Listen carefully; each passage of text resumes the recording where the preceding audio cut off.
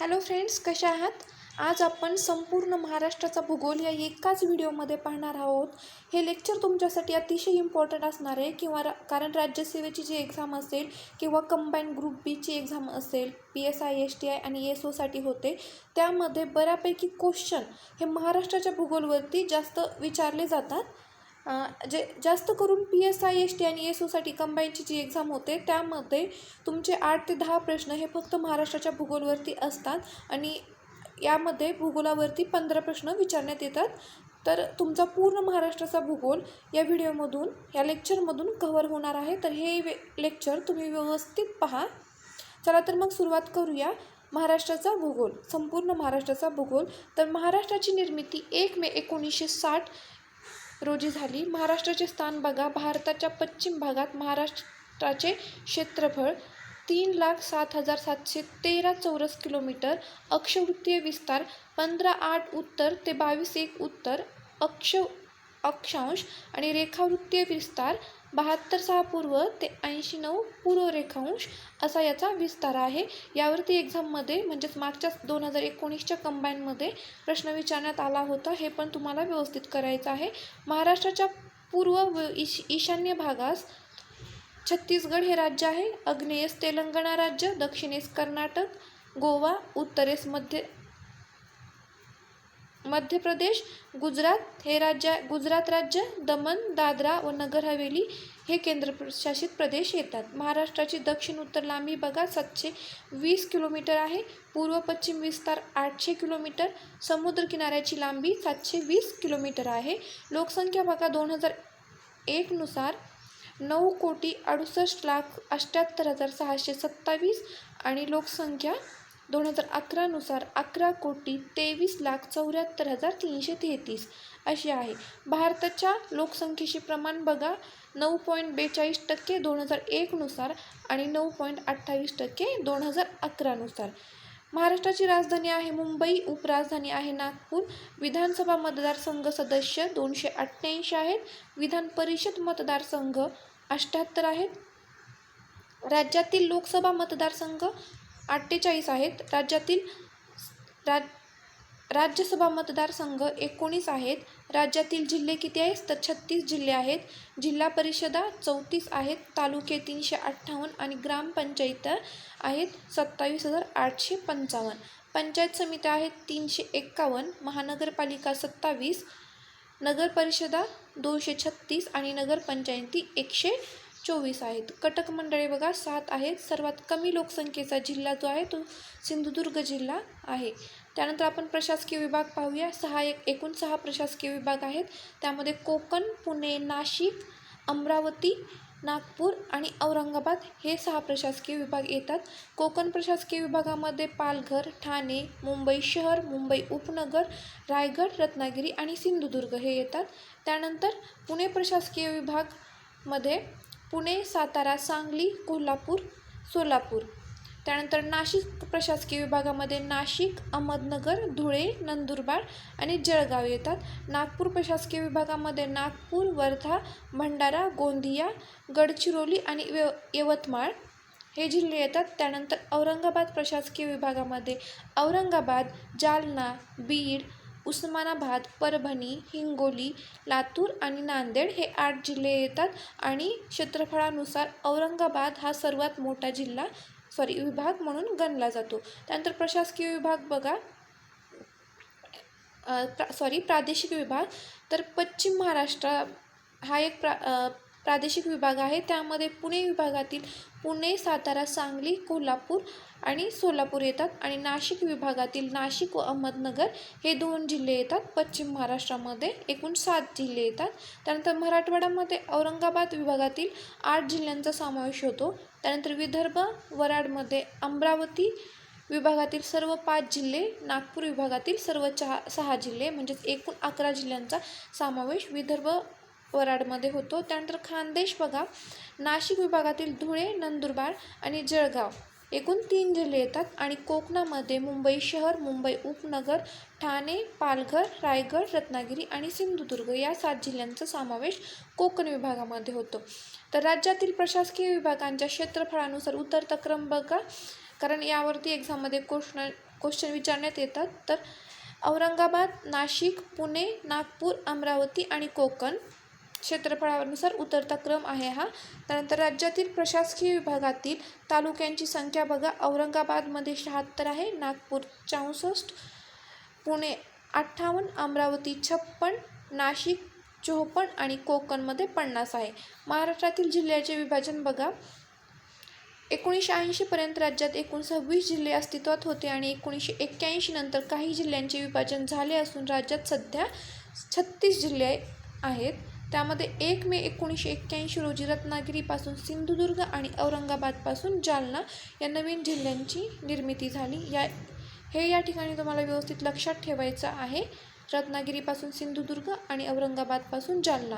18 August 1982 रोजी उस्मानाबादपासून लातूर या नवीन जिल्ह्याची निर्मिती झाली. त्यानंतर 26 ऑगस्ट 1982 रोजी चंद्रपूरपासून गडचिरोली. 1 ऑक्टोबर 1990 रोजी बृहन्मुंबईपासून मुंबई शहर व मुंबई उपनगर. 1 जुलै 1988 रोजी अकोलापासून वाशिम आणि धुळेपासून नंदुरबार. 1 मे 1999 रोजी परभणीपासून हिंगोली आणि भंडारापासून गोंदिया. 1 ऑगस्ट 2014 रोजी ठाणेपासून पालघर या नवीन जिल्ह्याची निर्मिती झालेली आहे. सिंधुदुर्ग हा महाराष्ट्रातील अतिदक्षिणेकडील जिल्हा आहे आणि गडचिरोली हा जो आहे तो अतिपूर्वेकडील जिल्हा म्हणून ओळखला जातो. व्यवस्थित लक्षात ठेवा, कारण यामध्ये अतिपूर्वेकडील अतिदक्षिणेकडील आजकाल एक्झाममध्ये असे प्रश्न विचारण्यात येतात.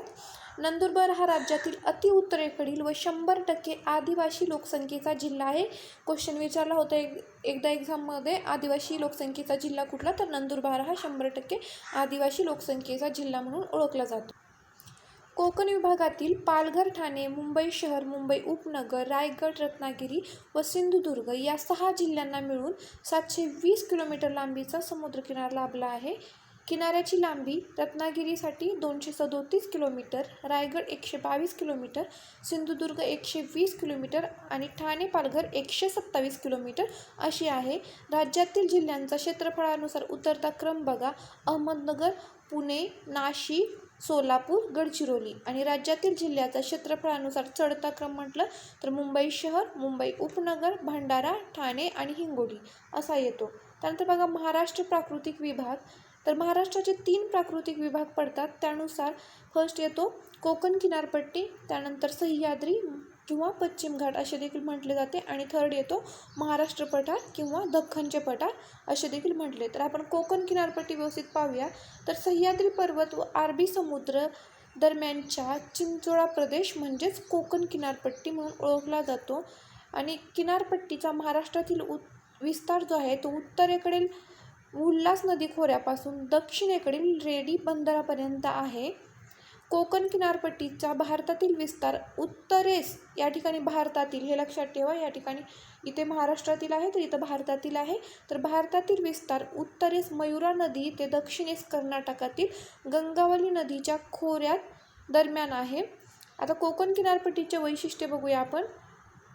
तर कोकण किनारपट्टी दक्षिणेकडे अरुंद झालेली आढळते आणि उत्तरेकडे उल्हास नदी खोऱ्यात तिची रुंदी सर्वाधिक आढळते. आणि कोकण किनारपट्टी जी आहे ती रिया प्रकारची आहे. यावरती एक्झाममध्ये क्वेश्चन विचारण्यात आला होता राज्यसेवा मेन एक्झामिनेशनमध्ये.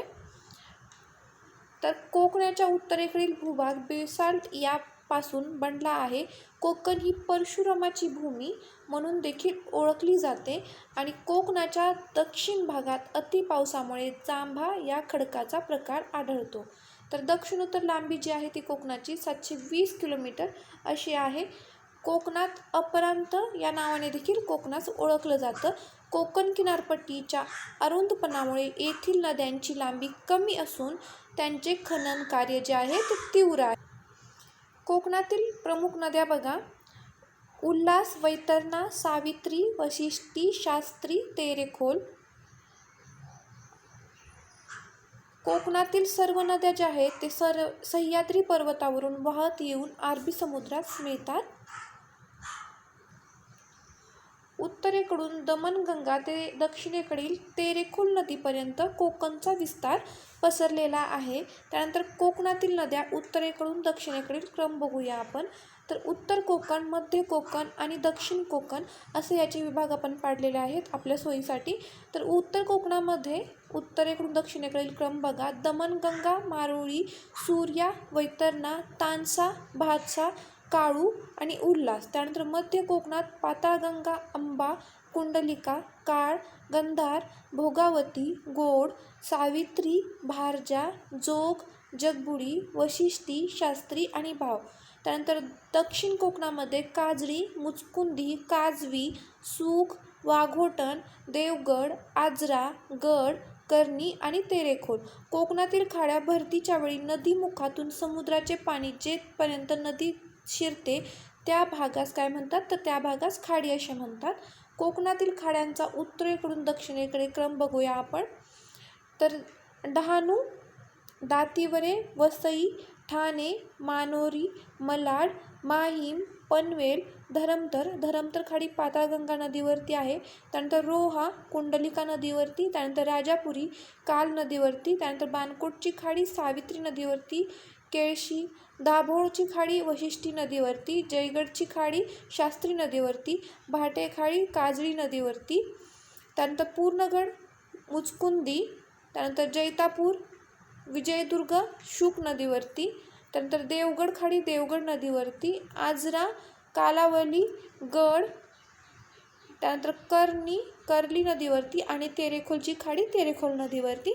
असा याचा उत्तरेकडून दक्षिणेकडील क्रम आहे. तुम्ही व्यवस्थित लक्षात ठेवा किंवा एखादी शॉर्ट ट्रिक बनवून लक्षात ठेवा, कारण यावरती एक्झाममध्ये क्वेश्चन विचारण्यात येतात. इथं थोडीशी प्रिंटिंग मिस्टेक झालेली आहे बघा. इथं धरमतर आहे, या ठिकाणी लक्षात ठेवा. इथं धरमतर आहे. धरमतर खाडीत आंबा नदी व कारंजा व पाताळगंगा यांचा संगम आहे. त्यानंतर कोकणातील पूर्णांचा उत्तरेकडून दक्षिणेकडील क्रम बघा. इथं उल्हास, ठाणे, त्यानंतर जुहू, दादर, गिरगाव, अलिबाग, मुरुड, श्रीवर्धन, गणपतीपुळे, हरणे, गुहागर, तारकर्ली, मोचेमाड, उभादांडा, शिरोडा, दाभोळी आणि दक्षिणेकडे असा याचा क्रम आहे. दक्षिणेकडे दाभोळी आणि उत्तरेकडे ठाणे असा याचा विस्तार आहे पूर्णांचा. त्यानंतर कोकणातील बेटांचा उत्तरेकडून दक्षिणेकडील क्रम बघा. मुंबई, अंजदीव, साष्टी, मड, घारापुरी, खांदेरी, उंदेरी, कासा, कुलाबा, जंजिरा आणि कुरटे.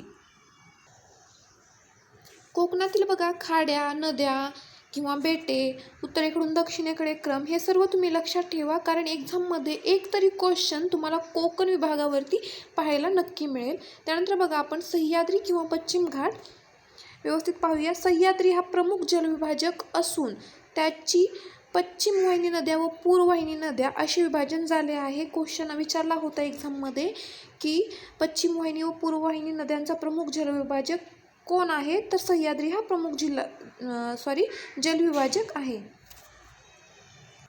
निर्मिती बघा. निर्मिती कशी झाली आहे, तर सह्याद्रीची निर्मिती प्रस्तरभंगामुळे झालेली आहे. त्यानंतर महाराष्ट्राच्या क्षेत्रफळात पश्चिम घाटाचा वाटा 12.2% येतो आणि सरासरी उंची काय आहे पश्चिम घाटाची, तर 915 ते 1220 मीटर. भारतातील लांबी 1600 किलोमीटर आहे. महाराष्ट्रातील लांबी 750 किलोमीटर आहे आणि सह्याद्रीतील महाराष्ट्रातील सर्वोच्च शिखर कळसुबाई हे आहे, ज्याची उंची आहे 1646 किलोमीटर. हे नाशिक व नगर जिल्ह्यांच्या दरम्यान आहे. कळसुबाई हे सर्वोच्च शिखर महाराष्ट्रातील. त्यानंतर कळसुबाईची उंची बघा, या ठिकाणी सांगितले आहे. कळसुबाईची उंची 1646 मीटर किंवा 5400 फूट आहे. कळसुबाईला महाराष्ट्राचे एव्हरेस्ट असे देखील म्हणतात आणि महाराष्ट्राच्या मुख्य दक्षिण उत्तर रांगेपासून पूर्वेकडे अनेक डोंगररांगा यापासून तुटलेल्या आहेत. महाराष्ट्राच्या 3 प्रमुख डोंगररांगा व त्या दरम्यानच्या नद्या बघूया. यावरती एक्झाममध्ये फिक्स क्वेश्चन असतो. तर पहिली डोंगररांग बघा, सातमाळा अजिंठा डोंगररांग.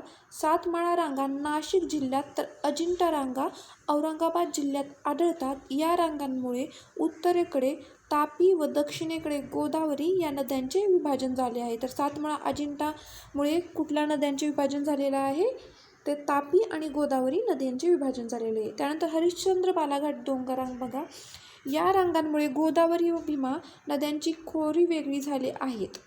हरिश्चंद्र रांगा प्रामुख्याने अहमदनगर जिल्ह्यात पसरल्या आहेत आणि बालाघाट डोंगर रांगा अहमदनगर, परभणी, बीड, नांदेड या जिल्ह्यात विस्तारल्या आहेत. त्यानंतर महादेव डोंगररांगा बघा, या रांगांचा विस्तार प्रामुख्याने सातारा व सांगली जिल्ह्यात आढळतो.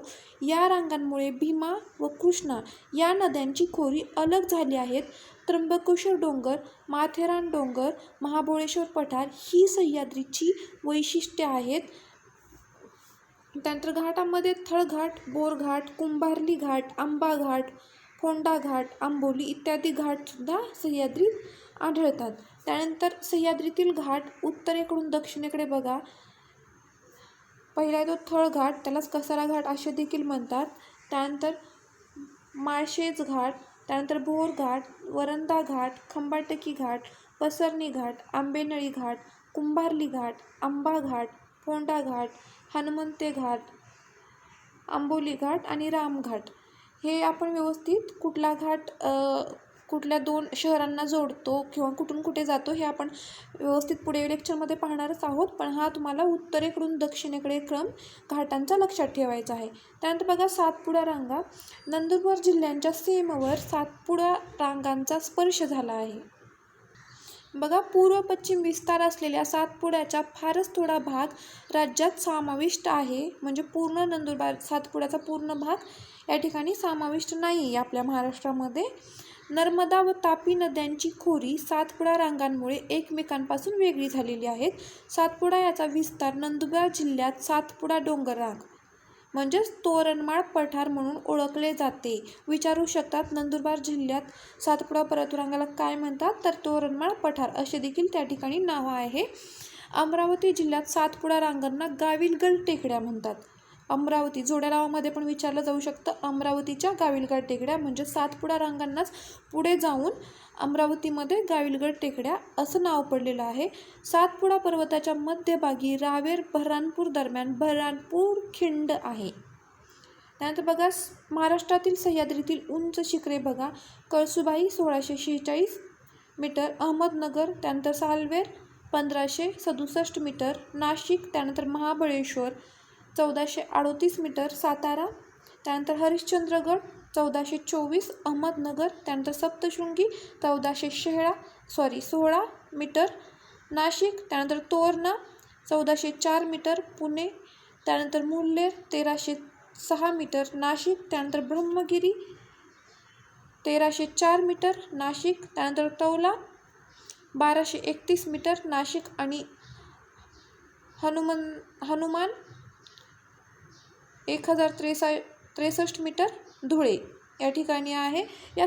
यासाठी तुम्हाला शॉर्ट ट्रिक आहे एक, तुम्ही ती लक्षात ठेवू शकता. बघा, या ठिकाणी क पासून क, सा पासून साले, म पासून मी म्हणजेच कसा मी हसतो, कसा मी हसतो, याप्रमाणे तुम्ही ही शॉर्ट ट्रिक लक्षात ठेवू शकता. एक क्रम, क कळसुबाई, सा सालवेर, मी महाबळेश्वर, हरिश्चंद्रगड, सप्तशृंगी आणि तोरणा आणि त्यानंतरच्या तुम्हाला क्रमवाईज लक्षात ठेवता येतील. त्यानंतर बघा, महाराष्ट्रातील सातपुड्यातील उंच शिखरे कुठले आहेत बघा, ते आहेत अस्तंबा नंदुरबारमध्ये 1325 मीटर, त्यानंतर बैराट अमरावती 1177 मीटर. महाराष्ट्रातील स्थानिक डोंगररांगा बघा, धुळे, गाळणा डोंगर, नांदेड, मुदखेड डोंगर, भंडारा गोंदियामध्ये दरकेसा टेकड्या आहेत, गडचिरोलीमध्ये चिरोल्या टेकड्या व भामरागड व सूरजगड डोंगर, त्यानंतर परभणी नांदेडमध्ये निर्मल डोंगररांगा आहेत आणि नागपूरमध्ये गरमसूर टेकड्या आहेत. यामध्ये जोड्यालावामध्ये क्वेश्चन विचारण्यात येतो. हे व्यवस्थित तुम्हाला स्थानिक डोंगररांगा लक्षात ठेवायच्या आहेत. त्यानंतर महाराष्ट्र पठार किंवा दक्षिण पठार हे आपण व्यवस्थित पाहूया. याचे स्थान बघा, महाराष्ट्राच्या पूर्वेस दख्खनचे पठार असे म्हणतात. जी महाराष्ट्राची पूर्वेकडील बाजू आहे त्यालाच आपण दख्खनचे पठार असे म्हणतो. महाराष्ट्राचा सुमारे 86.7% भाग दख्खन पठाराने व्यापलेला आहे. म्हणजे बघा किती मोठा भाग हा दख्खन पठाराने महाराष्ट्राचा व्यापला आहे. त्याची निर्मिती बघा महाराष्ट्र पठाराची कशी झाली, तर पठाराची निर्मिती प्रामुख्याने बेसाल्ट या अग्नीज खडकापासून झालेली आहे आणि बेसाल्ट खडकाची सर्वाधिक जाडी 2 किलोमीटर असते बघा. महाराष्ट्र पठाराच्या पश्चिम सीमेजवळ आहे आणि महाराष्ट्र पठारावर अहमदनगर पठार, सासवड पठार, बुलढाणा, मालेगाव पठार, तोरणमाळ पठार इत्यादी अनेक लहान पठारे व त्या दरम्यानच्या नदीखोरी आढळतात. आणि पठाराच्या उत्तरेस सातपुडा रांगा पूर्व पश्चिम अशी पसरलेली आहे. त्यानंतर बघा, नर्मदा नदी राज्यात केवळ नंदुरबार जिल्ह्याच्या उत्तर सीमेवरून सुमारे 54 किलोमीटर पूर्वेकडून पश्चिमेकडे वाहते. तर नर्मदा नदी जी आहे ती पश्चिम वाहिनी नदी आहे आणि महाराष्ट्रात तिची लांबी फक्त 54 किलोमीटर अशी आहे. गोदावरी खोरे हे राज्यातील सर्वात मोठे नदी खोरे आहे. क्वेश्चन विचारण्यात येतो एक्झाममध्ये, लक्षात ठेवा. पठारावर गोदावरी, कृष्णा, तापी, भीमा, वर्धा, वैनगंगा इत्यादी नद्यांची खोरे आढळतात, म्हणजेच महाराष्ट्र पठारावरती. तर त्यानंतर महाराष्ट्र नदी प्रणाली आपण बघूया. कोकणातील नद्या आणि पठारावर नद्या असे 2 प्रकार पडतात महाराष्ट्रातील नद्यांचे. पहिला आपण कोकणातील नद्या बघूया. कोकणातील नद्यांमध्ये नद्या ज्या आहेत त्या सर्व नद्या पश्चिम वाहिनी नद्या आहेत. ज्या पश्चिम वाहिनी नद्या आहेत त्या अरबी समुद्रास मिळतात, हे तुम्हाला या ठिकाणी लक्षात ठेवायचं आहे. प्रमुख नद्या बघा, दमनगंगा, सूर्या, वैतरणा, तानसा, उल्हास, सावित्री, वशिष्ठी, काळ, कुंडलिका, तेरेखोल आणि शास्त्री. त्यानंतर पठारावरील नद्या बघा. पठारावरील नद्या पूर्ववाहिनी नद्या आणि पश्चिम वाहिनी नद्या दोन्ही पण आहेत. पूर्ववाहिनी नद्या ज्या आहेत ते बंगालच्या उपसागरास मिळतात आणि त्यामध्ये प्रमुख नद्या आहेत गोदावरी, भीमा आणि कृष्णा, याचे प्रमुख पूर्ववाहिनी नद्या आहेत. आणि पश्चिम वाहिनी नद्या ज्या आहेत त्या अरबी समुद्रास मिळतात, जे की कोकणातील संपूर्ण नद्या ज्या आहेत त्या पश्चिम वाहिनी आहेत. त्यामध्ये प्रमुख नद्या आहेत नर्मदा आणि तापी, ज्या की पश्चिम वाहिनी नद्या आहेत. आणि त्यानंतर अजून एक प्रकार आहे ते दक्षिण वाहिनी नद्या आहेत, ज्यामध्ये वर्धा, वैनगंगा, ज्या की नद्या गोदावरीच्या उपनद्या आहेत, पण या ज्या नद्या आहेत त्या दक्षिण वाहिनी नद्या आहेत. आणि यावरती एक्झाममध्ये प्रश्न येऊन गेलेला आहे. आपण या ठिकाणी प्रमुख नद्या व त्यांच्या उपनद्या पाहूया. तर गोदावरी नदीची लांबी बघा, ही पूर्ववाहिनी नदी आहे गोदावरी नदी आणि तिची लांबी महाराष्ट्रामध्ये 668 किलोमीटर अशी आहे. तिला उजव्या बाजूने बघा, म्हणजेच दक्षिणेकडून कुठल्या उपनद्या मिळतात, तर दारणा, प्रवरा, मुळा, भोर, सिंदफणा, बिंदुसरा, कुंडलिका, मांजरा, मन्याड. आणि डावेकडून म्हणजेच उत्तरेकडून तिला कादवा, शिवना, काब, दुधना, दक्षिण पूर्णा, प्राणहिता, इंद्रायणी या नद्या मिळतात. गोदावरी नदीवरती आपण एक लेक्चर बनवलेलं आहे, ते तुम्ही व्यवस्थित पाहून घ्या. आपल्या प्लेलिस्टमध्ये उपलब्ध आहे ते लेक्चर महाराष्ट्राच्या भूगोलमध्ये, कारण त्यावरती पूर्ण डीपमध्ये गोदावरीवरती आपण लेक्चर घेतलेलं आहे. आणि गोदावरीवरती आतापर्यंत कंबाईनच्या एक्झाममध्ये भरपूर वेळा प्रश्न आलेले आहेत. त्यानंतर भीमा नदी बघा 451 किलोमीटर लांबीची आहे. उजव्या बाजूने तिला भामा, इंद्रायणी, पवना, मुळा, मुठा, करा, बोर, नीरा, मान या नद्या मिळतात. तर डाव्या बाजूने वेळ, कुकडी, मीना, घोड, पुष्पावती, सीना आणि भोगावती या नद्या मिळतात. त्यानंतर कृष्णा नदी बघा 282 किलोमीटर लांबी आहे. उजव्या बाजूने कोयना, वारणा, पंचगंगा, दूधगंगा, वेदगंगा आणि डाव्या बाजूने येवला, नंदला आणि अग्रणी या नद्या कृष्णा नदीस मिळतात. त्यानंतर वर्धा नदी बघा 455 किलोमीटर तिची एकूण लांबी आहे महाराष्ट्रामध्ये. उजव्या बाजूने तिला माडू, पेनगंगा, वेमला, निरगुडा आणि डाव्या बाजूने कार, जाम, बोर, नंद, इरई आणि वैनगंगा या नद्या मिळतात. वैनगंगा नदीची लांबी 295 किलोमीटर आहे आणि उजव्या बाजूने हिला कन्हान, मूल, सूर, बावनथडी, पेच, नाग, पेनगंगा, तर डाव्या बाजूने चुलबंद, गाढवी या नद्या मिळतात. त्यानंतर पैनगंगा नदीची लांबी बघा 495 किलोमीटर आहे. उजव्या बाजूने हिला कयाधू आणि डाव्या बाजूने पूस अडाण, आरणा, विदर्भा, वाघाडी, खुनी आणि अरुणावती या नद्या मिळतात. नंतर मांजरा नदी बघा, जी की गोदावरीचीच उपनदी आहे. तिच्या नद्या बघा, उपनद्या तेरणा, मांजरा, लेंडी, मन्याड आणि तावरजा या तिच्या उपनद्या आहेत. त्यानंतर आपण नर्मदा नदी बघूया, जिची की लांबी 54 किलोमीटर आहे आणि हिच्या उपनद्या देवगंगा, देवनाळ आणि उदई या आहेत. तापी नदी हिची लांबी महाराष्ट्रामध्ये 208 किलोमीटर आहे, जिला वाघूर, गिरणा, अंजनी, उत्तर पूर्णा, पांझरा, बुराई, अमरावती, नागन, गोमाई, देहली, अरुणावती, मोर, गोळी, अनेर, काटेपूर्णा, मोरणा, बुरी आणि वाकी या उपनद्या येऊन मिळतात. वर्धा, वैनगंगा या विदर्भातील प्रमुख दक्षिणवाहिनी नद्या आहेत. विचारला जाऊ शकतो एक्झाममध्ये क्वेश्चन, लक्षात ठेवा. वर्धा, वैनगंगा यांच्या एकत्रित प्रवाहास प्राणहिता असे म्हणतात. वर्धा आणि वैनगंगा क्वेश्चन विचारला होता प्राणहिता यांवरती. तर 115 किलोमीटर गोदावरीची सर्वात मोठी उपनदी आहे. त्यानंतर बघा, ओडिसातून उगम पावणारी इंद्रावती ही नदी महाराष्ट्र व छत्तीसगडच्या सीमेवर वाहणारी पश्चिम वाहिनी नदी आहे. त्यानंतर तापी ही पश्चिम वाहिनी नदी जळगाव व नंदुरबार जिल्ह्याच्या सीमेवरून वाहते व गुजरातमधील सुरत येथे अरबी समुद्रास मिळते. ही पश्चिम वाहिनी नदी असल्यामुळे तापी अरबी समुद्रास मिळते. कोयना महाराष्ट्राची जीवनरेखा म्हणून ओळखलं जातं. कोयना नदीला महाराष्ट्राची जीवनरेखा असे म्हणतात. पैनगंगा नदी महाराष्ट्र तेलंगणामधून वाहते आणि तिची लांबी 676 किलोमीटर आहे. आणि उल्हास ही कोकणातील सर्वाधिक लांबीची नदी आहे, जिची की लांबी 130 किलोमीटर आहे. विचारला जाऊ शकतो या ठिकाणी, लक्षात ठेवा, महाराष्ट्रातील नाही तर कोकणातील सर्वाधिक मोठी नदी जी आहे ती उल्हास आहे. मांजरा नदी महाराष्ट्र, कर्नाटक व तेलंगणामधून वाहते आणि तिची लांबी 724 किलोमीटर आहे.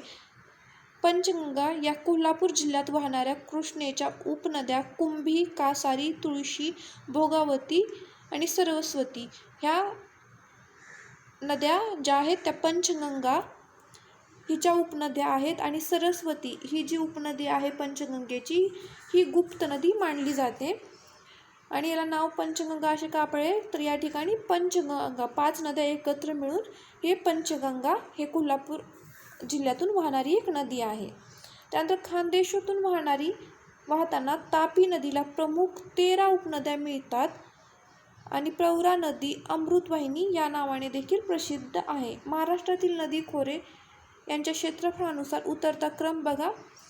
सर्वात मोठं क्षेत्रफळ जे आहे ते गोदावरी नदीचं आहे. त्यानंतर भीमा नदी खोरे, त्यानंतर वर्धा खोरे, त्यानंतर वैनगंगा खोरे, त्यानंतर तापी खोरे आणि त्यानंतर सर्वात शेवटी कृष्णा खोरे. या ठिकाणी तुम्हाला मेन लक्षात ठेवायचं आहे गोदावरी सर्वाधिक मोठे, त्यानंतर भीमा आणि वर्धा. महाराष्ट्रातील नद्या व त्यांची उगमस्थाने बघा. गोदावरीचं उगमस्थान त्र्यंबकेश्वर नाशिक, भीमाशंकर पुणे, कृष्णा महाबळेश्वर या ठिकाणी सातारा जिल्ह्यात, तापी नदी जी आहे ते बैतूल या ठिकाणी, सातपुडा डोंगररांग मध्य प्रदेशमध्ये,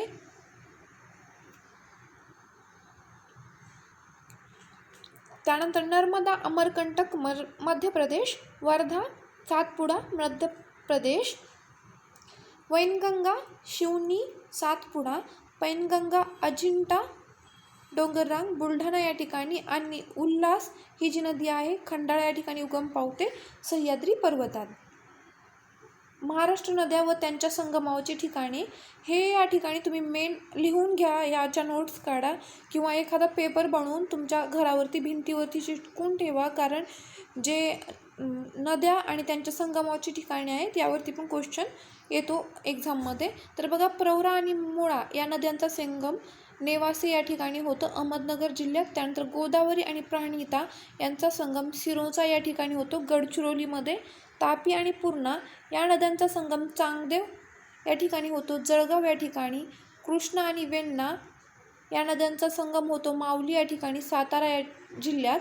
वारणा आणि मोरणा या नद्यांचा संगम मांगले या ठिकाणी सांगली जिल्ह्यात. त्यानंतर तापी आणि पांझरा या नद्यांचा संगम मुदावड या ठिकाणी धुळे जिल्ह्यात. त्यानंतर भीमा, मुळा, मुठा यांचा संगम वाळकी पुणे, त्यानंतर कृष्णा पंचगंगा यांचा जो संगम आहे नरसोबाची वाडी कोल्हापूर या ठिकाणी, त्यानंतर कृष्णा आणि कोयना यांचा संगम होतो कराड या ठिकाणी सातारा जिल्ह्यात, यालाच प्रीती संगम असे देखील म्हणतात कृष्णा आणि कोयनाच्या संगमाला. त्यानंतर कृष्णा आणि एरळा यांचा संगम ब्रह्मनाळ या ठिकाणी होतो सांगली जिल्ह्यात. त्यानंतर कृष्णा वारणा यांचा संगम हरिपूर या ठिकाणी सांगली जिल्ह्यात. त्यानंतर तापी आणि गोमाई या नद्यांचा संगम प्रकाशे या ठिकाणी नंदुरबार जिल्ह्यात. आणि त्यानंतर गोदावरी प्रवरा यांचा संगम टोके या ठिकाणी अहमदनगर जिल्ह्यात. इंद्रावती, पालकोटा, पामुल गौतमी, भामरागड, गडचिरोली या ठिकाणी या नद्यांचा संगम होतो. प्रकाशे तालुका शहादा जिल्हा नंदुरबार हे ठिकाण खानदेशाची काशी म्हणून देखील प्रसिद्ध आहे. आणि मुदवड ता शिंदखेडा जिल्हा धुळे या ठिकाणी कपिलेश्वर हे मंदिर आहे. महाराष्ट्र नद्या व काठावरील प्रसिद्ध शहरे आपण या ठिकाणी पाहूया. तर मुळा मुठा या नद्यांवर पुणे हे शहर आहे. भीमा नदीवर राजगुरुनगर, पंढरपूर. पंचगंगा नदीवर कोल्हापूर हे शहर वसले आहे. करा नदीवर जेजुरी, बारामती हे शहर. धाम नदीवर पवनार हे शहर. पांझरा नदीवर धुळे, वाशिष्ठी, चिपळूण. सिंदफणा नदीवर माजलगाव. गोदावरी नदीवर नाशिक, पैठण, कोपरगाव, नांदेड, गंगाखेड आणि पुणतांबा. कृष्णा नदीवर सांगली, मिरज, कराड, वाई, औदुंबर आणि नरसोबाची वाडी. इंद्रायणी नदीवर देहू, आळंदी हे शहरे वसले आहेत. कयाधू नदीवर हिंगोली, सीना, अहमदनगर, इरई, चंद्रपूर. तापी नदीवरती भुसावळ, नाग नदीवरती नागपूर, बिंदुसरा नदीवरती बीड, कुंडलिका नदीवरती रोहा आणि मीना नदीवरती नारायणगाव हे शहरे वसलेले आहेत. तर पंढरपूरजवळ भीमा नदी जी आहे तिला चंद्रकोराचा आकार प्राप्त झाल्याने तिला चंद्रभागा म्हणून देखील ओळखले जाते. त्यानंतर महाराष्ट्र सिंचन बघा. सिंचनाखालील क्षेत्राचे महाराष्ट्रात लागवडीखालील क्षेत्राचे प्रमाण जे आहे ते 17.9% आहे. 2016-17 या वर्षात महाराष्ट्रातील 40 लाख हेक्टर जमीन सिंचनाखाली खरीप व रब्बी हंगाम मिळून 37.22 लाख हेक्टर, तर 2017च्या हंगामात 2.8 लाख हेक्टर जमीन सिंचनाखाली होती. सिंचन साधने आणि क्षेत्रे बघूया. अहमदनगर जिल्ह्यात विहिरींचे प्रमाण सर्वाधिक आहे म्हणजे 55% आहे. यावरती एक्झाममध्ये प्रश्न विचारला होता. विहिरींचे सर्वाधिक प्रमाण कुठल्या जिल्ह्यात आहे तर ते अहमदनगरमध्ये आहे. त्यानंतर कालवे व धरणे. नद्यांवर धरणे बांधून कालव्याद्वारे शेतीस पाणी पुरवले जाते आणि 22.5% हे जे आहे कालव्यांचं प्रमाण आहे. आणि त्यानंतर तलाव. पूर्व विदर्भात वैनगंगा खोरे, भंडारा, चंद्रपूर, गडचिरोली, गोंदिया जो आहे तो तलावांचा जिल्हा म्हणून प्रसिद्ध आहे आणि तलावांचे जी टक्केवारी आहे ती 14.5% अशी आहे. आणि त्यानंतर सर्वात शेवटी येतं उपसा सिंचन ज्याचं की प्रमाण 8% आहे. महाराष्ट्रात भंडारा जिल्ह्यात तलाव हा सिंचनाचा कणा असून तेथे ऊस आणि भात पिकांसाठी तलावाने सिंचन केले जाते. विहीर सिंचन हा स्वतंत्र वैयक्तिक स्वरूपाचा सिंचन प्रकार आहे आणि महाराष्ट्रात त्याचे प्रमाण अधिक आहे. महाराष्ट्रात मध्यम मोठ्या धरणांची संख्या 1821 इतकी असून त्यातील स्थूल धरणासाठी 37 अब्ज घनमीटर आहे. आणि महाराष्ट्राचे भूपृष्ठ बेसाल्ट या कठीण अग्निजन्य खडकाचे बनलेले असल्याने राज्यात कूपनलिकांचे प्रमाण जे आहे ते कमी आहे. म्हणजे हा कठीण खडक आहे बेसाल्ट, त्यामुळे डायरेक्ट कूपनलिका करणं शक्य नाही, त्यामुळे या ठिकाणी प्रमाण कमी आहे. महाराष्ट्रातील सिंचन विकासासाठी पाटबंधारे विकास महामंडळ कुठले आहेत हे या ठिकाणी बघूया. तर कृष्णा खोरे विकास महामंडळ पुणे 1996, विदर्भ पाटबंधारे विकास महामंडळ नागपूर 1997, तापी पाटबंधारे विकास महामंडळ जळगाव 1997, कोकण पाटबंधारे विकास महामंडळ मुंबई 1997 आणि गोदावरी मराठवाडा पाटबंधारे विकास महामंडळ औरंगाबाद 1998. प्रमुख नद्या व त्यावरील धरणे बघूया. भंडारदरा ज्यावरती विल्सन धरण आहे, प्रवरा नदी अहमदनगर या ठिकाणी, गंगापूर या ठिकाणी गोदावरी धरण आहे, नाशिक या ठिकाणी गोदावरी नदीवरती जायकवाडी हे धरण आहे, औरंगाबाद या ठिकाणी दारणा नदीवरती दारणा हे धरण आहे, नाशिक या ठिकाणी दक्षिण पूर्णा नदीवरती सिद्धेश्वर धरण आहे, हिंगोली या ठिकाणी मुठा नदीवरती पानशेत हे धरण आहे पुणे या ठिकाणी. मुळा नदीवरती मुळशी हे धरण आहे त्यानंतर पुणे या ठिकाणी. कोयना नदीवरती कोयना धरण आहे सातारामध्ये. कामठी खैर या ठिकाणी तोतला ढोह धरण आहे नागपूर या ठिकाणी. ठाण्यामध्ये भातसा नदीवरती भातसा धरण आहे. त्यानंतर धामणी सूर्या जे धरण आहे ते सूर्या नदीवरती ठाणे या ठिकाणी. त्यानंतर प्रवरा नदीवरती घाटघर धरण आहे अहमदनगर या ठिकाणी. वेण्णा नदीवरती कन्या धरण आहे सातारा या ठिकाणी. वळवण इंद्रायणी नदीवरती भुशी धरण आहे लोणावळा पुणे या ठिकाणी. कुंडलिका नदीवरती वडिवळे धरण आहे मावळ पुणे या ठिकाणी. वेळवंडी नीरा नदीवरती भाटघर धरण आहे पुणे या ठिकाणी. सिंदपना नदीवरती माजलगाव धरण आहे बीड नदीवरती. वैतरणा नदीवरती मोडकसागर ठाणे. बिंदुसरा धरण बीड या ठिकाणी. दक्षिण पूर्णा नदीवरती एलदरी धरण आहे हिंगोली या ठिकाणी. मुठा नदीवरती खडकवासला धरण आहे पुणे या ठिकाणी. भोगावती नदीवरती राधानगरी धरण आहे कोल्हापूर. नीरा नदीवरती वीर धरण आहे पुणे. भीमा नदीवरती उजनी धरण आहे सोलापूर. मौसी नदीवरती रसगाव धरण आहे पुणे. कुकडी नदीवरती माणिकडोह धरण आहे जुन्नर पुणे या ठिकाणी. त्यानंतर अप्पर प्रवरा नदीवरती निळवंडे धरण आहे अकोले या ठिकाणी. दूधगंगा नदीवरती दूधगंगा धरण आहे राधानगरी या ठिकाणी. त्यानंतर आपण महाराष्ट्राचे धरणे व त्यांच्या जलाशयांची नावे पाहूयात. जायकवाडी धरण आहे आणि त्याच्या जलाशयाचं नाव आहे नाथसागर. भंडारदरा अर्थर सागर विल्सन डॅम असे देखील म्हणतात. वरसगाव याच्या धरणाचं नाव आहे वीर बाजी पासलकर. भाटघर जलाशयाचं नाव आहे एसाजी कंक. नंतर मांजरा धरावरती निजामसागर हे जलाशय आहे. राधानगरी धरणावरती लक्ष्मी सागर. तापी प्रकल्प मुक्ताई सागर. चांदोली वसंत सागर. दूधगंगा राजर्षी शाहू सागर. वैतरणा मोडक सागर. पानशेत तानाजी सागर. गोसीखुर्द इंदिरा सागर. तोतलाडोह मेघदूत जलाशय. मुळा ज्ञानेश्वर सागर. कोयना शिवाजी सागर. तानसा जगन्नाथ शंकर शेठ. माणिकडोह शहाजी सागर. उजनी धरण यशवंत सागर. विष्णुपुरी शंकर सागर. मध्य वैतरणा जे आहे ते बाळासाहेब ठाकरे जलाशय असे मध्य वैतरणा ला नाव देण्यात आले आहे मध्य वैतरणा धरणाला. तर महाराष्ट्र आंतरराज्य धरण प्रकल्प बघा. पेंच कलिसरार बावनथडी हा जो आहे महाराष्ट्र आणि मध्य प्रदेश यांच्या दरम्यानचा प्रकल्प आहे. त्यानंतर लोअर पेनगंगा लेंडी प्रकल्प जो आहे तो महाराष्ट्र आणि तेलंगणा या राज्यांच्या दरम्यान आहे. तिलारी प्रकल्प महाराष्ट्र आणि गोवा या दरम्यान आहे. दूधगंगा जो प्रकल्प आहे तो महाराष्ट्र आणि कर्नाटक यांच्या दरम्यान आहे. सरदार सरोवर महाराष्ट्र गुजरात मध्य प्रदेश आणि राजस्थान यांचा प्रकल्प आहे. त्यानंतर बघा महाराष्ट्रातील जलविद्युत प्रकल्प कुठले आहेत तर कोयना धोम सातारा या ठिकाणी. तिलारी फार्बे डॅम कोल्हापूर या ठिकाणी. वैतरणा नाशिक. जायकवाडी औरंगाबाद. एलदरी हिंगोली आणि खोपोली रायगड या ठिकाणी. त्यानंतर जिगाव बुलढाणा. घाटघर अहमदनगर. राधानगरी कोल्हापूर. पवना पुणे.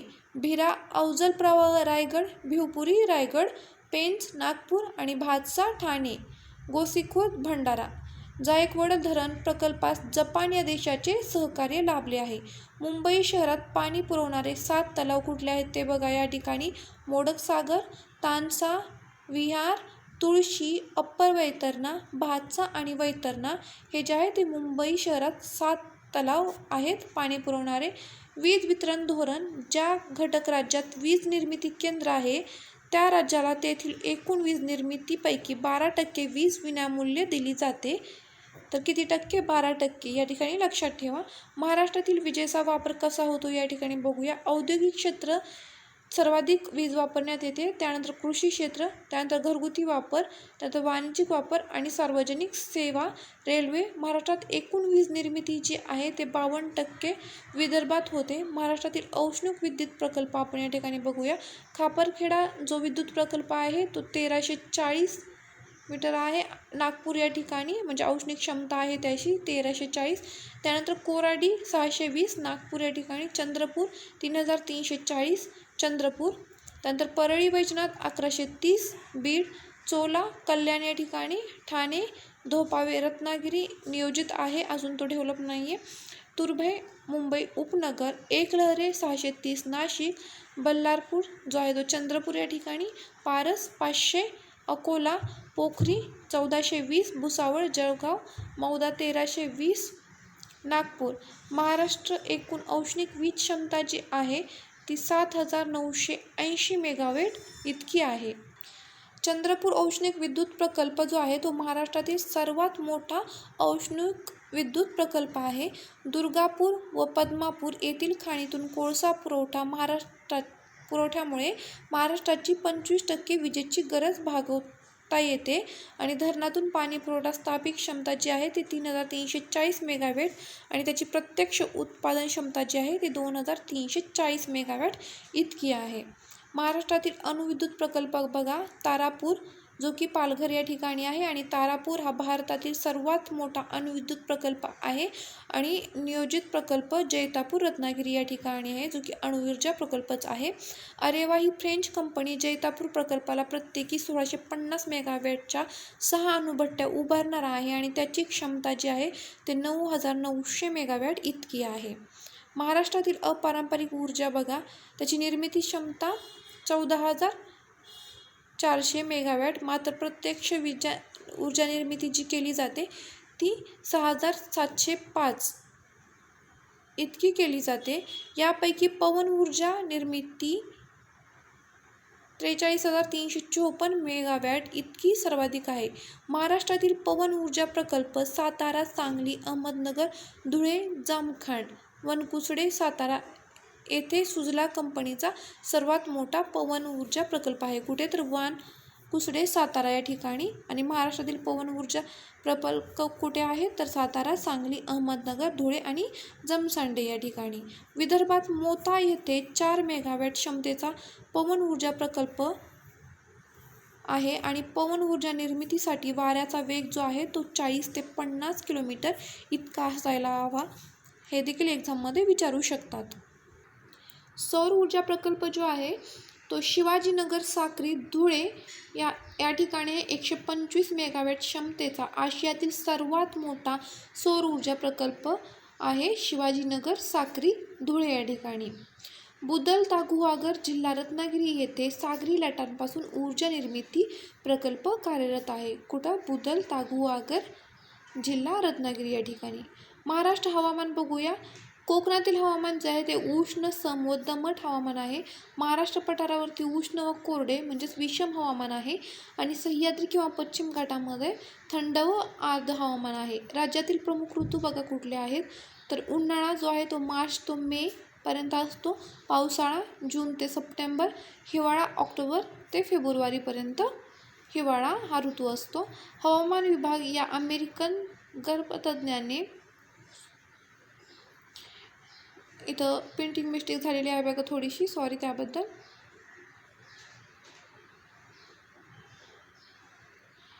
अमेरिकन तज्ज्ञाने महाराष्ट्राचे 3 हवामान विभाग सांगितले आहेत आणि ते 3 विभाग कुठले आपण या ठिकाणी बघूया. उष्णकटिबंधीय मोसमी वनांचा हवामान विभाग, त्यानंतर उष्णकटिबंधीय शुष्क हवामान विभाग आणि उष्णकटिबंधीय कोरडे हवामान विभाग. महाराष्ट्रातील पर्जन्य बघा काय आहे. राज्यात मोसमी वाऱ्यापासून नैऋत्य मोसमी वारे पाऊस पाडतो.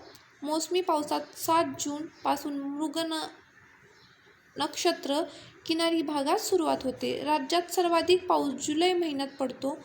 राज्याच्या एकूण क्षेत्रफळापैकी सुमारे 20% क्षेत्र अवर्षणग्रस्त आहे.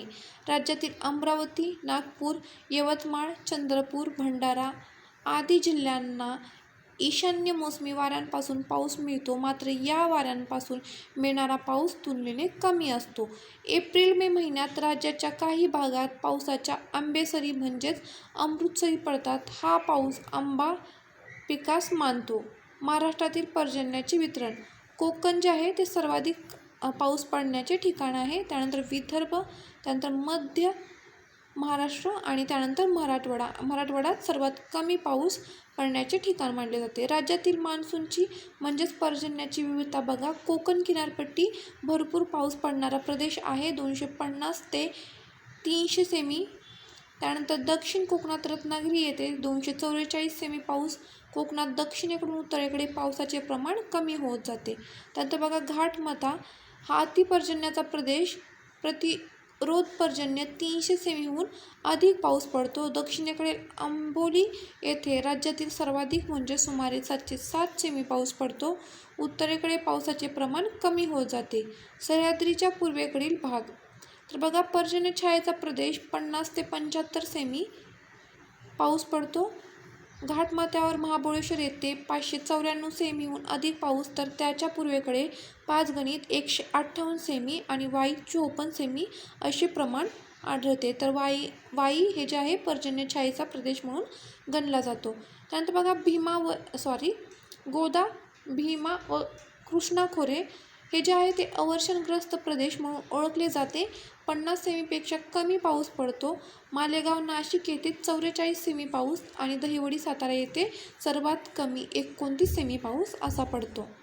त्यानंतर पूर्व विदर्भ, चंद्रपूर, गडचिरोली आणि भंडारा या ठिकाणी बघा पूर्व विदर्भामध्ये या ठिकाणी वाढते पर्जन्य आहे 150 सेमी पावसाचे. पश्चिमेकडून पूर्वेकडे विदर्भात पाऊस वाढत जातो. सातपुड्याच्या रांगात परिणाम प्रतिरोध पर्जन्य ईशान्य मोसमी वाऱ्यांमुळे या ठिकाणी पाऊस पडतो. त्यानंतर बघा आंबोली येथे सर्वाधिक पाऊस पडतो म्हणून त्यास महाराष्ट्रातील चेरापुंजी असे म्हटले जाते. आणि राज्यात सर्वात कमी पाऊस सातारा जिल्ह्यातील दहिवडी व मसवड परिसरात 29 ते 30 सेमी पडतो. ऑक्टोबर हा महिना पावसाळा व हिवाळा यांच्या दरम्यानचा संक्रमणाचा काळ असतो. महाराष्ट्र भूमी उपाययोजना बघा 2010 ते 11 मध्ये लागवडीखालील क्षेत्र जे होते ते 174.6 लाख हेक्टर एवढे होते. म्हणजे 56.8% बिगर शेती क्षेत्र. लोहाचे प्रमाण जास्त आणि ते भाग म्हणजे सिंधुदुर्ग, रत्नागिरी आणि दक्षिण कोकणात. यामध्ये प्रमुख पिके घेतली जातात तांदूळ, वरी, नागणी, आंबा आणि काजू, जे की अतिपर्जन्याच्या भागात घेतली जाणारी पिके आहेत.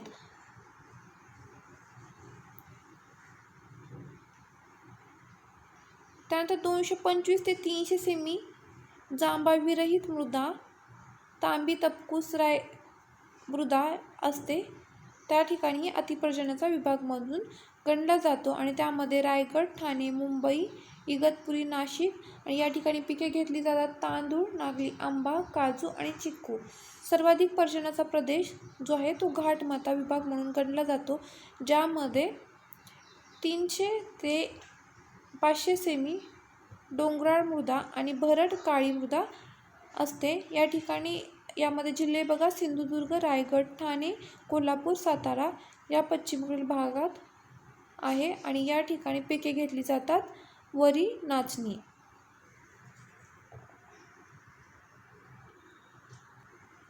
महाराष्ट्रातील भूसीमा बघा कुठल्या कुठल्या राज्यांना म्हणजे संलग्न आहेत. तर मध्य प्रदेश जे आहे ते नंदुरबार, धुळे, जळगाव, बुलढाणा, अमरावती, नागपूर, गोंदिया, भंडारा या एकूण 8 जिल्ह्यांना संलग्न आहे. त्यानंतर कर्नाटक बघा सिंधुदुर्ग, कोल्हापूर, सांगली, सोलापूर, उस्मानाबाद, लातूर, नांदेड या 7 जिल्ह्यांना कर्नाटकाची बाँड्री म्हणजेच कर्नाटकाची सीमा लागते. त्यानंतर तेलंगणा बघा गडचिरोली, चंद्रपूर, यवतमाळ, नांदेड या एकूण 4 जिल्ह्यांना तेलंगणाची सीमा लागते. त्यानंतर गुजरात या राज्याची सीमा नंदुरबार, धुळे, नाशिक, पालघर या एकूण 4 जिल्ह्यांना लागते. त्यानंतर छत्तीसगड राज्याची सीमा गडचिरोली व गोंदिया 2 जिल्ह्यांना लागते आणि गोवा राज्याची सीमा फक्त 1 राज्याला लागून आहे, ते म्हणजे महाराष्ट्रातील सिंधुदुर्ग या राज्याला. महाराष्ट्रातील प्रमुख पिके बघा महाराष्ट्रात लागवडीखालील क्षेत्र 56.6% आहे आणि पश्चिम महाराष्ट्र व विदर्भात 70% क्षेत्र लागवडीखाली आहे. त्यामध्ये ज्वारी, रब्बी व खरीप उबदार हवामान, मध्यम पाऊस, काळी कसदार जमीन असं या ठिकाणी चित्र दिसतं. त्यामध्ये उत्पादक जिल्हे जे आहेत ते सोलापूर, अकोला, यवतमाळ, अहमदनगर, पुणे, परभणी, बीड, नांदेड हे आहेत आणि त्यामध्ये गोदावरी, भीमा, कृष्णा, तापी आणि पूर्णा खोरे येते. ज्यामध्ये त्यानंतर बाजरी बघा, खरीप हंगाम लागतं बाजरीसाठी. खरीप हंगाम उबदार हवामान, मध्यम पाऊस, कमी कसदार, मध्य खोल जमीन. उत्पादक जिल्हे कुठले आहेत तर सोलापूर, नाशिक, नगर, पुणे आणि औरंगाबाद हे याचे उत्पादक जिल्हे आहेत. आणि त्यानंतर गहू बघा, रब्बी हंगामात थंड हवामानात मध्यम पाऊस लागतो. ओलाव्याची सुपीक जमीन नागपूर, नाशिक, पुणे, नगर, जळगाव, परभणी या ठिकाणी घेऊ शकता. त्यानंतर बघा तांदूळ, उष्ण व दमट हवामान, भरपूर पाऊस, गाळाची सुपीक मृदा यासाठी लागते. उत्पादक जिल्हे बघा, भंडारा, चंद्रपूर, गडचिरोली, कोल्हापूर, सिंधुदुर्ग, रत्नागिरी, कोकण व वैनगंगेचे खोरे. त्यानंतर मसाल्याचे पदार्थ बघा, हळद, मिरची व कांदा, लसूण. हळद जे आहे ते सातारा, सांगली या ठिकाणी जास्त प्रमाणात घेतले जाते, जे की कृष्णा खोरे या ठिकाणी येतं. मिरची जी आहे ते अमरावती, नागपूर, सांगली, कोल्हापूर या ठिकाणी घेतली जाते. आणि कांदा व लसूण हे जे आहे ते निफाड व लासलगाव, नाशिक, जुन्नर व फुरसुंगी, पुणे या ठिकाणी कांदा व लसूणचे प्रमाण जास्त आढळते. त्यानंतर महाराष्ट्र फलोत्पादन बघा, कुठे काय फळाची उत्पत्ती होते हे या ठिकाणी पाहूया. नागपूर आणि अमरावतीमध्ये संत्री, त्यानंतर नाशिक, सांगली द्राक्षे, त्यात घोलवड, ठाणे, डहाणू, पालघर या ठिकाणी चिक्कूचे उत्पादन होते. दौलताबादमध्ये सीताफळे, जळगाव, वसई, केळी, राजेवाडी, अंजीर, रत्नागिरी, हापूस, आंबा, अलिबागमध्ये कलिंगड. वरुड, मोर्शी, काटोल, कमलेश्वर या विदर्भातील संत्रा उत्पादक प्रदेशांना विदर्भाचा कॅलिफोर्निया असे देखील म्हणतात. महाग्रेप संस्थेमार्फत द्राक्षाची निर्यात केली जाते. सीडलेस द्राक्ष उत्पादनात महाराष्ट्र आघाडीवर आहे. संत्री पिकासाठी जून महिन्यात मृगबहार व ऑक्टोबरमध्ये हस्तबहार घेतला जातो. मोसंबीच्या लागवडीखालील राज्यातील पहिले 5 जिल्हे जालना, त्यानंतर औरंगाबाद, नांदेड, जळगाव आणि अहमदनगर हे आहेत. महाराष्ट्रातील वने बघा, 2015 आणि 16 इथं चुकून एक झालेलं आहे, ते या ठिकाणी तुम्ही समजून घ्याल अशी नक्कीच अपेक्षा करते. तर 2015 आणि 16मध्ये 939 चौरस किलोमीटर किंवा 52.1 लाख हेक्टर भूक्षेत्राशी एकूण प्रमाण 20.12% एवढे आहे. त्यामध्ये राखीव वनांचं प्रमाण 51,170 चौरस किलोमीटर, संरक्षित वने 6,681 चौरस किलोमीटर, अवर्गीकृत वने 3,730 चौरस किलोमीटर. आणि भारतातील वनक्षेत्राशी महाराष्ट्राच्या वनक्षेत्राचे प्रमाण जे आहे ते 7.77% एवढे आहे. आणि राज्य वन विभागाचे मुख्यालय जे आहे ते नागपूर या ठिकाणी आहे. महाराष्ट्र दाट प्रमाण जे आहे ते 11.5% एवढे आहे, सर्वात दाट. त्यानंतर वनक्षेत्र सर्वाधिक जे आहे ते गडचिरोली जिल्ह्यात आहे 90.4%. नोंदित वनक्षेत्र सर्वात कमी जे आहे ते लातूर विभागात आहे, लातूर जिल्ह्यात आहे 0.6% एवढे आहे, म्हणजे इतके कमी आहे बघा. महाराष्ट्र वन्य प्राणी अभयारण्य हे बघा, राज्यातील 6 व्याघ्र प्रकल्प जे आहेत ते मेळघाट, ताडोबा, पेंच, सह्याद्री, नागझिरा, नवेगाव, बोर, कर्नाळा जे की रायगड या ठिकाणी हे जे राज्यातील 6 व्याघ्र प्रकल्प आहेत ते आपण बघूया. तानसा, ठाणे, फणसाड, रायगड, तुंगारेश्वर, पालघर, देऊळगाव, रेवकोरी जे की काळवंटांसाठी प्रसिद्ध आहे, कर्जत, अहमदनगर या ठिकाणी, माळढोक पक्षी अभयारण्य आहे अहमदनगर व सोलापूर या ठिकाणी, एडशी, उस्मानाबाद या ठिकाणी, जायकवाडी, औरंगाबाद आणि नगर, गौताळा घाट औरंगाबाद व जळगाव, किनवट, यवतमाळ व नांदेड, पैनगंगा, यवतमाळ व नांदेड, टिपेश्वर, यवतमाळ, नांदेड, नरनाळा, अकोला, नागझिरा, गोंदिया, भीमाशंकर, पुणे, सागरेश्वर, सांगली, मयुरेश्वर, पुणे, कोयना, सातारा, दाजीपूर अभयारण्य आहे, राधानगरी, कोल्हापूर या ठिकाणी, नायगाव, बीड या ठिकाणी, यावल, जळगाव, मेळघाट, अमरावती, नांदूर, मधमेश्वर, नाशिक, चपराळा, गडचिरोली, अनेर धरण, नंदुरबार, कळसुबाई, हरिश्चंद्रगड, अहमदनगर, काटेपूर्णा, वाशिम आणि अंधारी चंद्रपूर या ठिकाणी. महाराष्ट्र खडक बघा, आर्कियन सर्वात प्राचीन ग्रॅनाइट लोह खनिज खडक आहे. त्यानंतर धारवाडमध्ये जे आहे डोलोमाइट, सिलिमिनाइट, मार्बल, अभ्रक, गारगोटी, हॉर्नब्लेंड, मॅग्नीज हे जे आहे धारवाड श्रेणीतील खडकातील घटक आहेत. त्यानंतर कडप्पा खडक, चुन खडक, शेल, गारगोटी, चुलफळ खडक, विद्ययन, वालुकाश्म जे आहे ते वालुकाश्म खडकापासून बनलेलं आहे. त्यानंतर गोंडवाना स्तरित गाळाचे खडक आहेत. दगडी कोळसा, ज्वालामुखी, बेसाल्ट, अर्वाचीन खडक जे आहेत ते चुन खडक, दगडी कोळसा आणि वालुकाश्म यापासून बनलेले आहेत. खनिज संपत्ती बघा, दगडी कोळसा जो आहे तो वर्धा, वैनगंगा, खोरे, नागपूर, यवतमाळ आणि चंद्रपूर या ठिकाणी सापडतो. त्यानंतर बॉक्साईट जे आहे ते कोल्हापूर, रायगड, रत्नागिरी, सिंधुदुर्ग या ठिकाणी सापडते. त्यानंतर क्रोमाइट बघा, भंडारा, सिंधुदुर्ग, रत्नागिरी, गोंदिया, सिलिमेनाइट गोंदिया या ठिकाणी. तांबे जे आहे ते चंद्रपूर या ठिकाणी सापडते. लोह खनिज जे आहे ते गडचिरोली, चंद्रपूर, गोंदिया, सिंधुदुर्ग, कोराईट, चंद्रपूर या ठिकाणी. मॅग्नीज जे आहे ते भंडारा, नागपूर आणि सिंधुदुर्ग या ठिकाणी सापडते. त्यानंतर बघा चुनखडक यवतमाळ, चंद्रपूर, गडचिरोली आणि अभ्रक जे आहे ते नागपूर आणि चंद्रपूर या ठिकाणी पाहावयास मिळते. राष्ट्रीय महामार्ग बघा, यावरती एक्झाममध्ये क्वेश्चन विचारण्यात येतात आणि आपण जुने आणि नवीन लोहमार्ग ज्यांचा क्रम आहे तो व्यवस्थित या ठिकाणी घेतला आहे.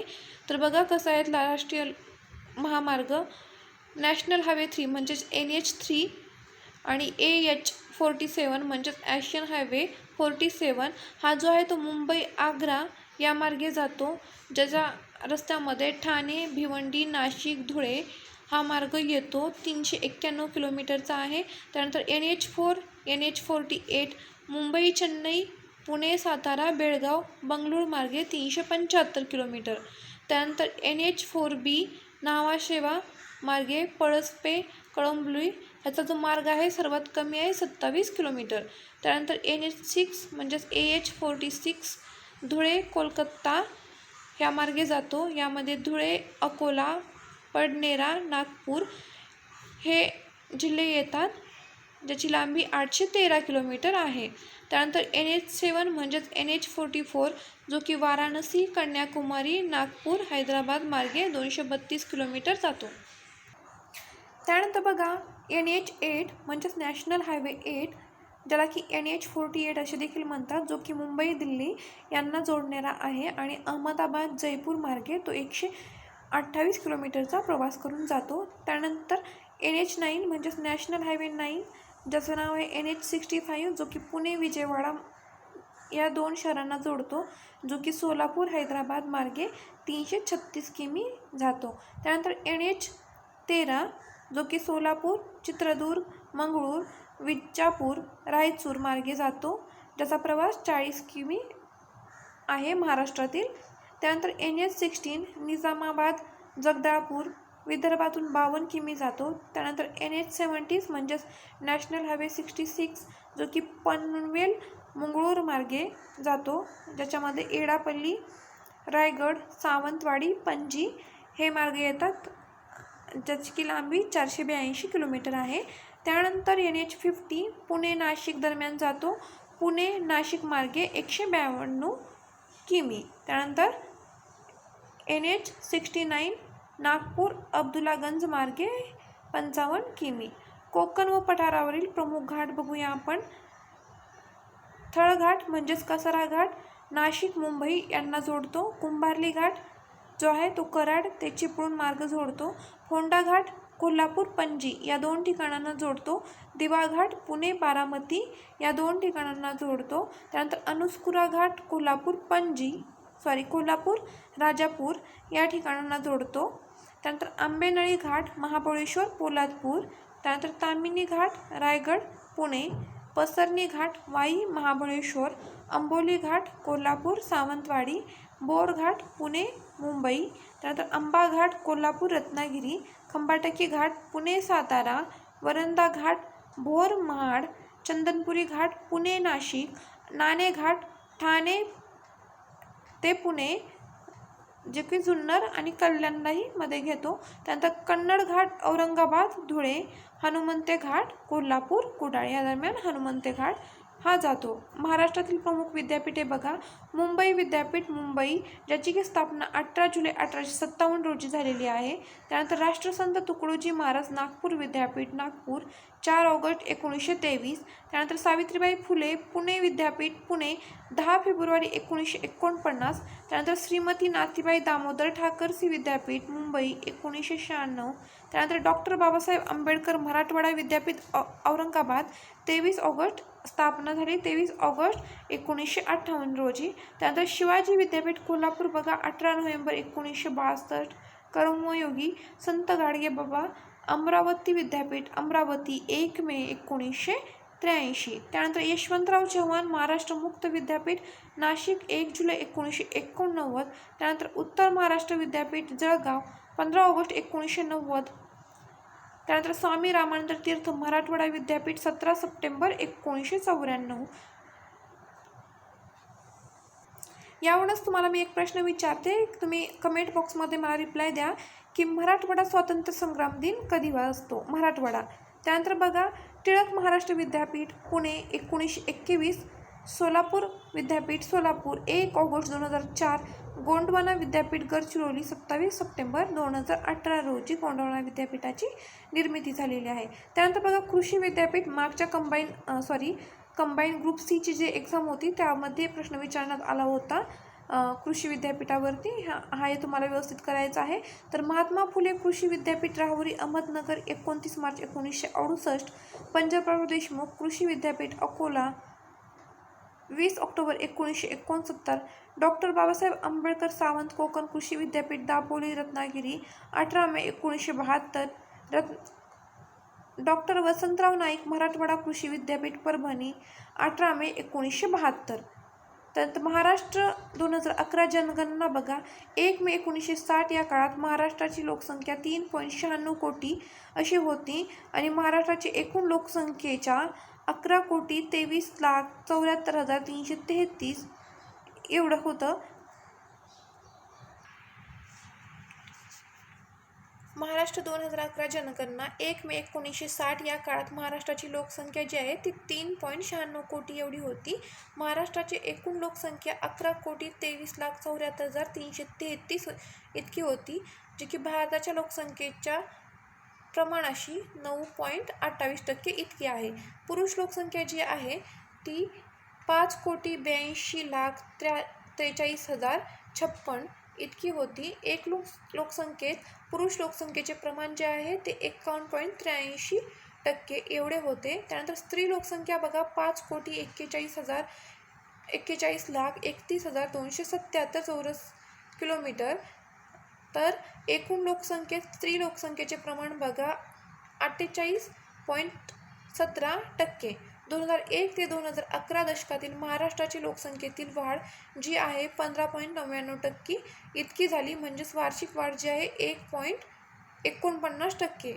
दशकातील लोकसंख्येच्या वाढीचा प्रमाणात राज्याचा देशात जो क्रमांक आहे तो 21वा एवढा आहे. महाराष्ट्रातील ग्रामीण लोकसंख्येचे एकूण लोकसंख्येशी प्रमाण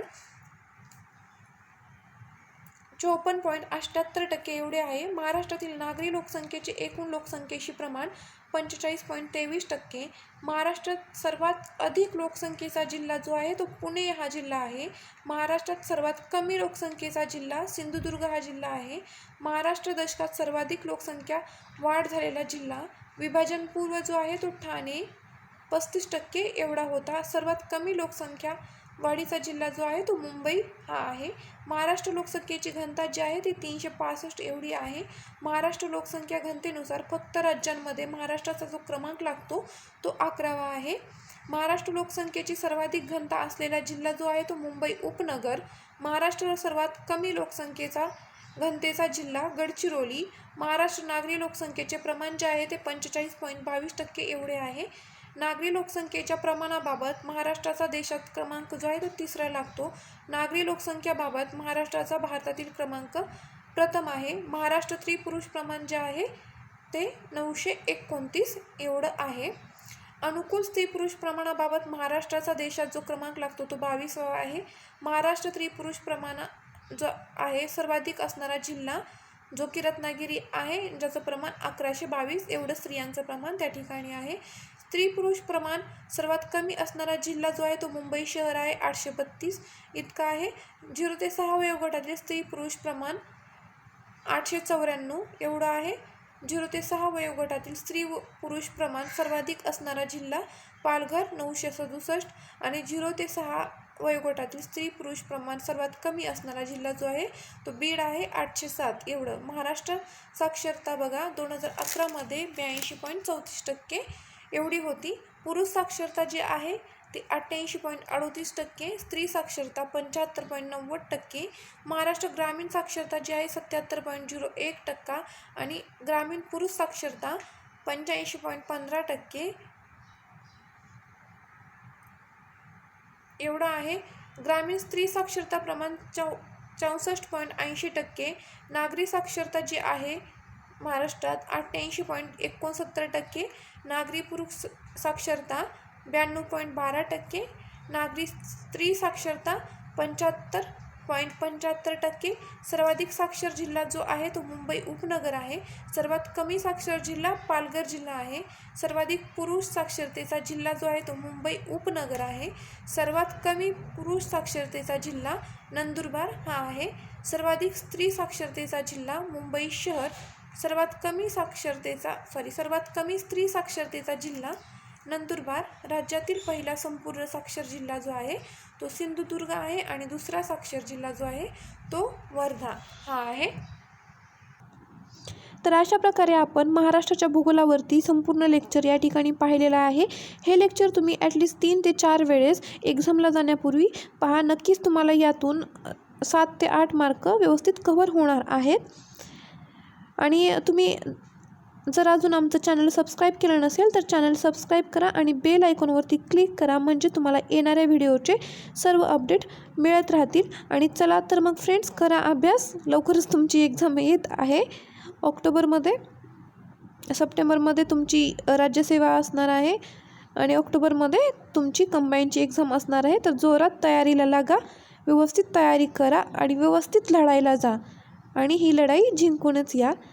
चला तर मग फ्रेंड्स, करा अभ्यास. थँक्यू.